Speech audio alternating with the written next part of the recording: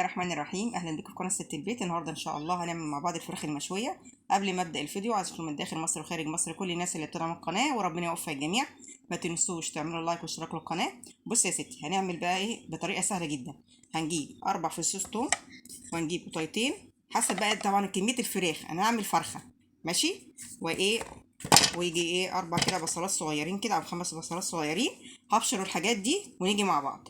بشرت البصل وبشرت القوطه ودقيت فصين الثوم عليهم كزبره. هنحط بقى الكزبره كده ماشي، وهنحط برضو كزبره ناشفه. هنحط جنزبيل، هنحط ورقتين غار، نحط فلفل اسود، هنحط رشه سكر، هنحط شويه خل، هنحط الملح. هنمسك بقى الحاجات دي كلها وندعكها كده.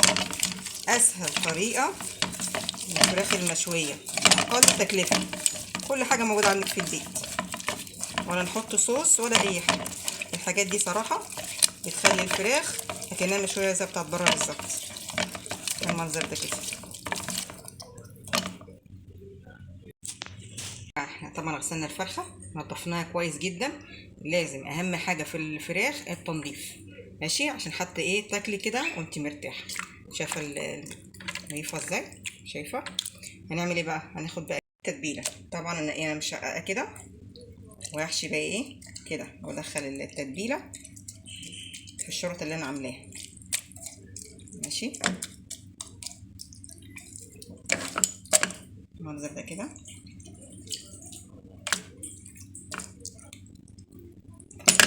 هنخلص بقى عشان انا بصور بايد وبعمل بايد ماشي.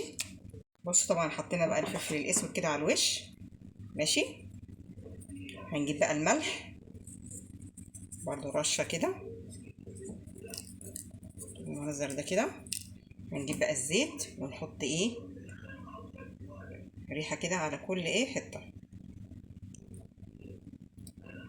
وايه بعد كده ندخلها تحت الشوايه تاخد الوش الاولاني وتستوي، وبعد كده ايه نقلبها للوش التاني.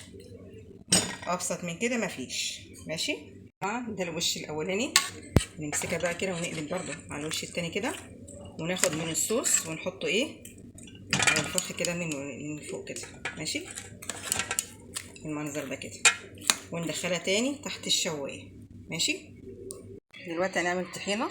طبعا بصوا نجيب الاول الطحينه بنحطها في طبق ونحط عليها شويه ميه الاول كده ونقلب. طبعا هيكلكع معاكي، تفضلي تقلبي كده. طبعا انا بقول للبنات المبتدئين كلنا شاطرين ما شاء الله. هنفضل ايه نقلب فيها كده لغايه ايه بتعمل معاكي يبقى زي الكريمي بالظبط. بصوا هتكلكع معانا في الاخر برضو، شايفين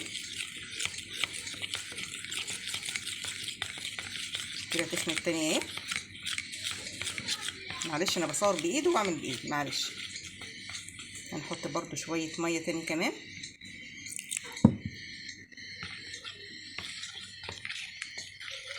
هقلب ونيجي مع بعض ماشي. بصوا يا جماعه بقت عامله ازاي الصوم كده حلو قوي.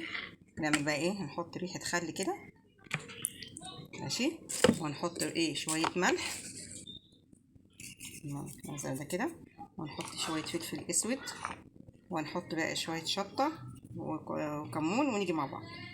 هنقلب بقى الحاجات دي كده مع بعض. لو عايزين السمك بتاع اخف من كده اعمله، بس انا بحب السمك ده يا جماعه. بصوا اهو كده شايفين الطعم بقى زي بتاع المحلات بالظبط. هنحط ريحه الزيت بقى من على الوش ونركنها على جنب. طبعا دي حاجات ممكن تعمليها لو عندك ضيوف يعني، اكله سريعه ماشي. هنقفل بقى ونيجي مع بعض. الفرخه عامله ازاي ما شاء الله شايفين. عملت الطحينه وعملت كمان سلطه فلفل مكرونه جنبيها وهي بطاطس. طبعا دي اكله سريعه وبألف هنا وشفا.